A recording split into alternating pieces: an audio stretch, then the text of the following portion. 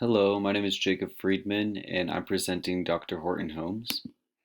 Dr. Horton Homes is America's largest home builder. In just the first quarter of 2021 alone, they sold over 20,000 homes.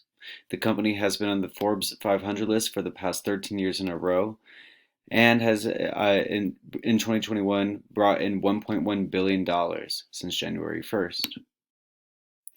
In my white paper, I decided to do a problem solution based off of sustainability. To complete this project, I decided to ask my mom a bunch of questions. She's a real estate agent. And I have also investigated a bunch of websites in order to obtain as much information as possible when I write my white paper. I feel like I've completed around 95% of my draft so far. I feel pretty confident about it.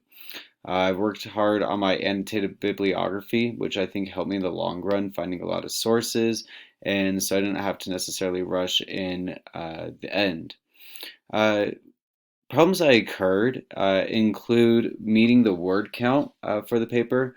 I felt like it was a lot of words to reach, but it's doable. I just feel like it's kind of a stretch, maybe. Um, and I feel like this week alone, I've had so much homework and assignments. All my teachers feel like they've ended class early, which has been beneficial, but all my teachers have ended class the same week, so that has not been beneficial. My next steps.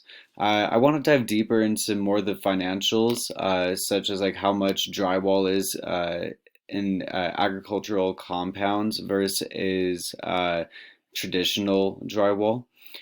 So I can get a better breakdown that way. I want to continue to ask my mother questions regarding real estate and her business.